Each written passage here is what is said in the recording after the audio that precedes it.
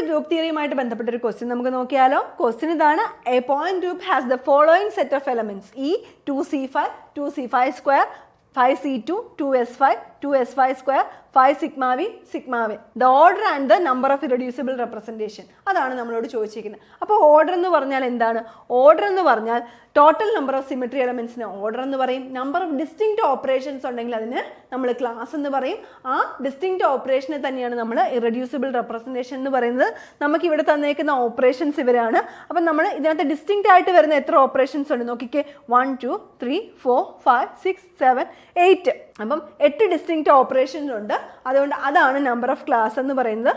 Order എന്ന് പറയുന്നത് എത്രയാണ്? ഇതിനെല്ലാം കൂടെ നമ്മൾ ആഡ് ചെയ്യുക. 2c5 ഉണ്ട്, സോ അതെല്ലാം ആഡ് ചെയ്യുക. സോ നമ്മുടെ ഓർഡർ എന്ന് പറയുന്നത് 20 ആണ്. അപ്പം നമ്മുടെ കറക്റ്റ് ആൻസർ ഏതാണ്? ഓപ്ഷൻ സി ആണ്. 20 ഓർഡറും 8 ഇറഡ്യൂസിബിൾ റെപ്രസെന്റേഷനും. അപ്പോൾ ഇങ്ങനെയുള്ള കൂടുതൽ വീഡിയോസിന് വേണ്ടി ലൈക്ക് അവർ ചാനൽ.